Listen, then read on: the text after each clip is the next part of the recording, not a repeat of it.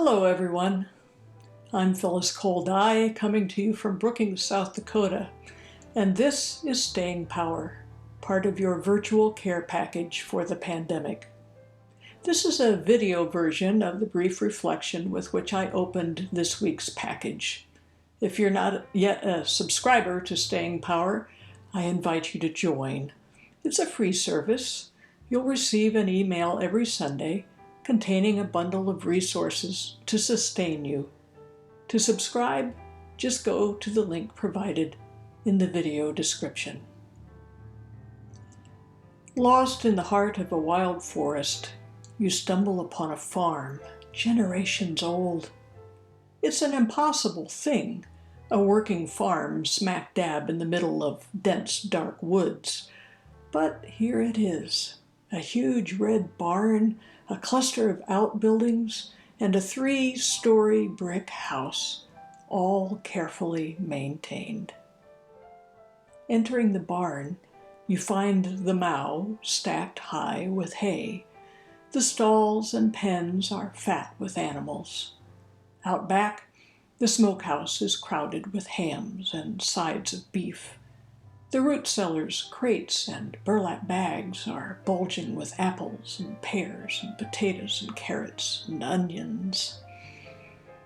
You step up onto the front porch of the house and open the door. Like many farmhouses, it isn't locked. Somehow you know that you're welcome here without needing to be told. You walk right in. Once inside, you find the rooms unremarkable, except for the fact that each is a garden plot.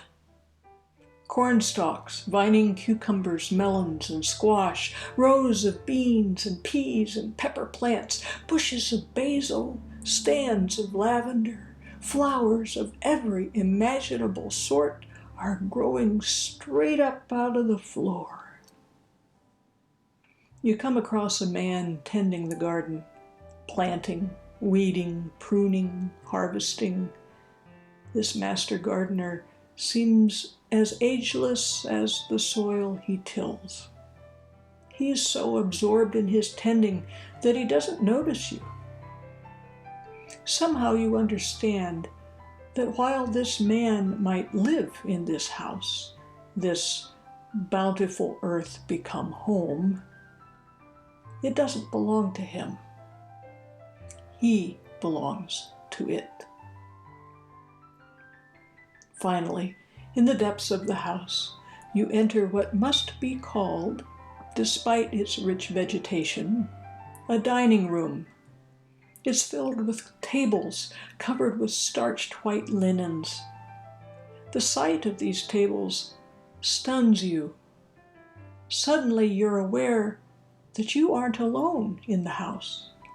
The tables are clear evidence. There must be multitudes here, multitudes who, just like you, were not so long ago traipsing through the forest and have somehow ended up here, their presence long expected.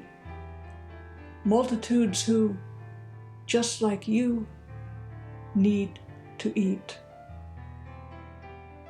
This is the moment you wake up.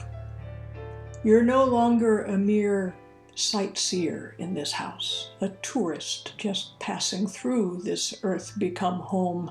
You get it now. You have both place and purpose here. A woman appears out of nowhere, elderly but by no means frail.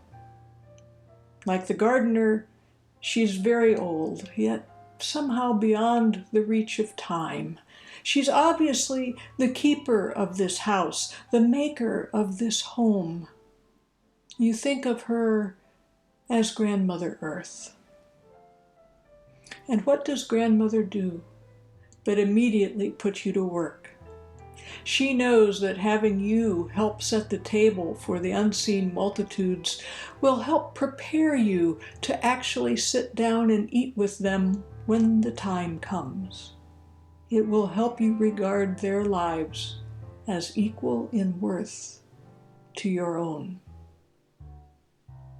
She hands you a tall stack of plates to set around the table. Not big dinner plates, but little bread plates.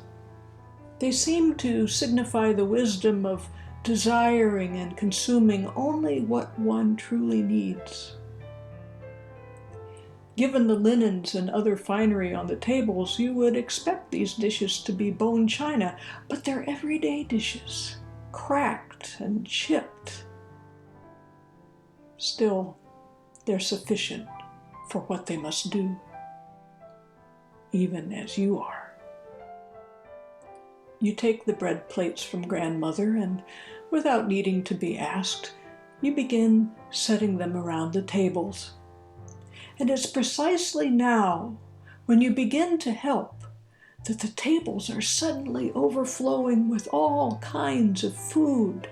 Platters of fried chicken and roast beef, tureens of soup, bowls of mashed potatoes and creamed spinach and corn, brimming gravy boats, pans of fruit cobbler, filled pies, endless food, more than any holiday meal you've ever seen.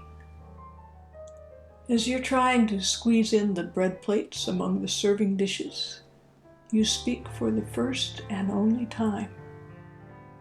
You ask grandmother a single question. Not, will there be enough food to feed everyone? Not, does everyone deserve to be fed? No, what you ask over your shoulder is this.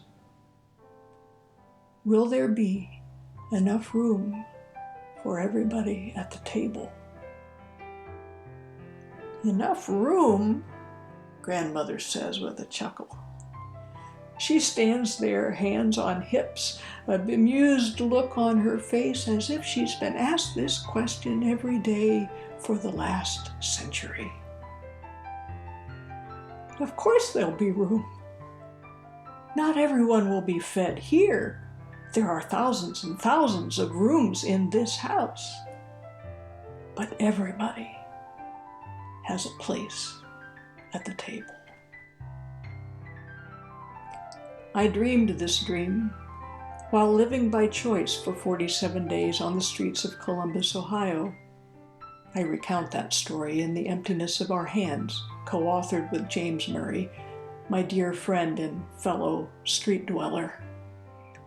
More than 20 years have passed since my season on the streets. Yet this vivid dream is always running in the background of my days. I consider it a slight parting of the veil between what is and what could be. Are we willing to find room at the great table for the entire human family, even for those we would rather turn away?